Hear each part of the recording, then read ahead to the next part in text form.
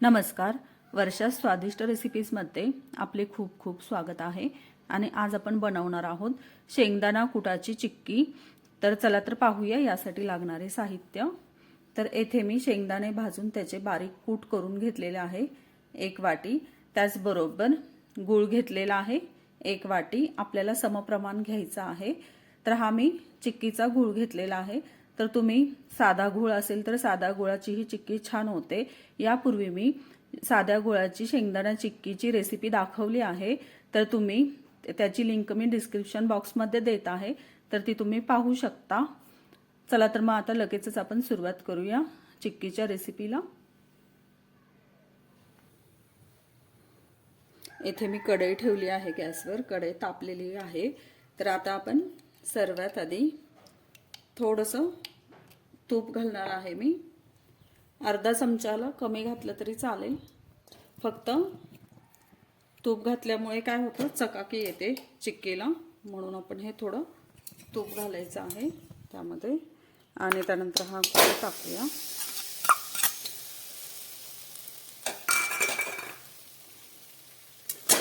आणि आता हे सतत असं गूळ मेल्ट होईपर्यंत हलवत राहायचं आहे. आणि गुळाचे असे हे छोटे छोटे तुकडे करून घ्यायचे किंवा खिसून घ्यायचा आहे गूळ. जर मोठे मोठे तुकडे राहिले असतील तर मग पाक व्यवस्थित होत नाही. म्हणजे त्यासाठी हे आपल्याला असे छोटे छोटे तुकडे तरी करून घ्यायचे किंवा खिसून तरी घ्यायचं. आणि आता हे छान असं मेल्ट होऊन द्यायचे.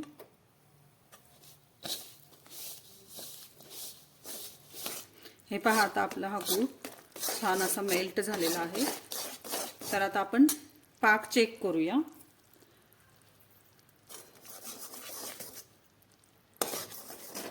तर इथे बघा, मी 1 वाटी घेतली आहे, त्यामध्ये पाणी घेतलेलं आहे. तर आता यामध्ये मी या पाकाचे 2-3 थेंब टाकते.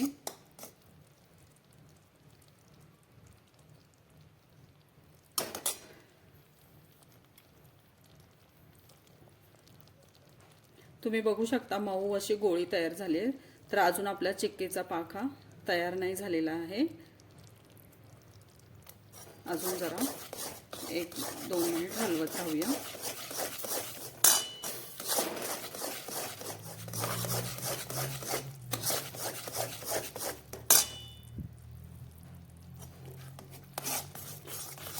आता पुन्हा एकदा आपण बघूया, पाक चेक करूया.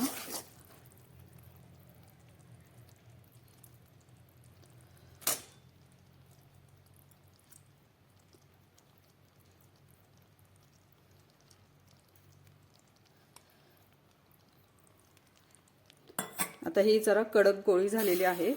पण हे बघा, ह्याच्यामधून अशी तार चालते. पण आपल्याला हा असा पाक नको आहे. आपल्याला असा का तुटणारा पाक पाहिजे, असं पटकन तुकडा झाला पाहिजे असं. तर अजून जरा हलवूया.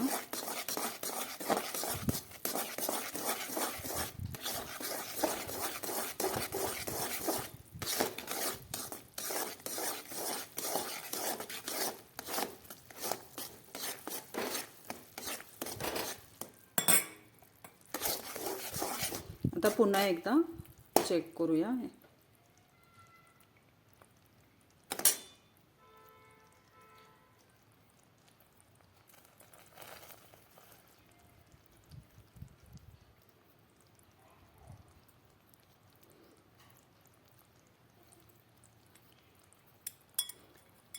हे बघा, आता हा पाक आपला तयार आहे. तुम्ही बघू शकता, ही गोळी अशी पाण्यात टाकली तरी कसा खट्टा आवाज येतोय.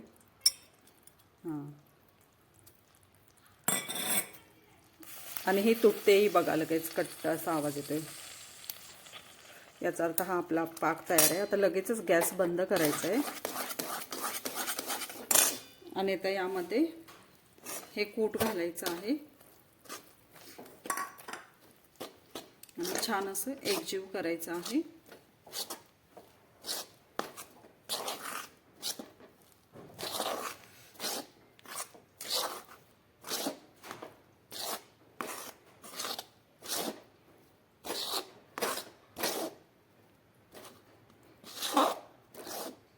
आता हे आपल्याला एका ताटात सेट करायचं आहे.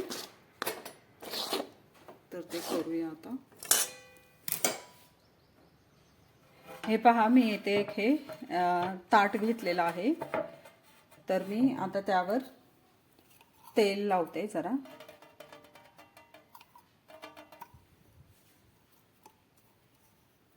तेलाने छान हे असं ग्रीस करून घ्यायचंय।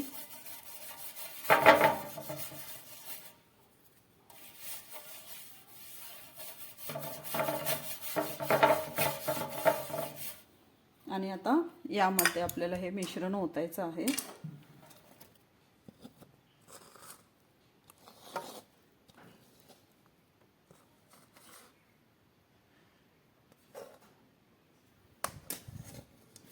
मिश्रण जास्त थंड होऊन द्यायचं नाही, नाहीतर मग वड्या व्यवस्थित सेट होत नाही।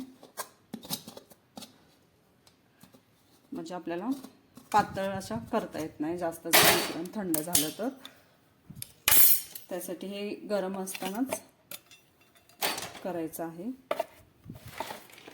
आता मी हा एक प्लास्टिक पेपर घेतलेला आहे, तर ह्याला मी असं जरा तेल लावते प्लास्टिक पेपरला, आणि हा प्लास्टिक पेपर यावर ठेवून आता मी हे असं जरा लाटते पातळ पातळ।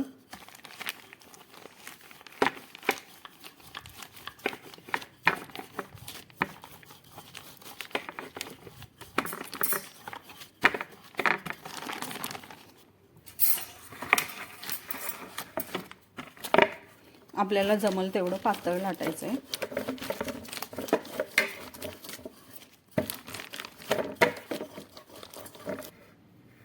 हे पहा, आता छान असं पातळ लाटून झालेलं आहे। तर आता पटापट ह्याच्यावरून नुसत्या अशा रेषा ओढून घ्यायच्या आहेत आपल्याला वड्या कापायसाठी। फक्त असं लाईन करून घ्यायची आहे।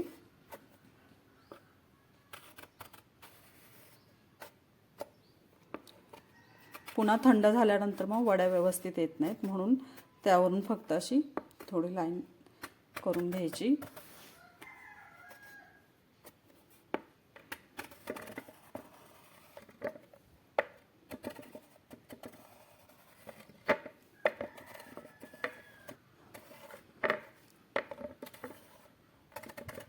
हे पहा, आता आपली ही चिक्की थंड झालेली आहे पूर्णपणे। तर ही आता आपण काढूया, हळूहळू काढून घ्यायचंय असं। हे बघा, खूप छान झालेली आहे ही चिक्की। तर तुम्ही बघू शकता किती अशी पातळ झालेली आहे, आणि क्रिस्पी पण बघू शकता।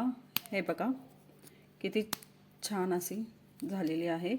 तर कशी वाटली तुम्हाला माझी आजची रेसिपी आवडली असेल तर रेसिपीला जरूर लाईक करा, शेअर करा, आणि चॅनलवर जर नवीन असाल तर चॅनलला नक्की सबस्क्राईब करा। चला तर मग पुन्हा भेटूया अशाच एका मस्त झणझणीत चमचमीत रेसिपी सोबत। धन्यवाद।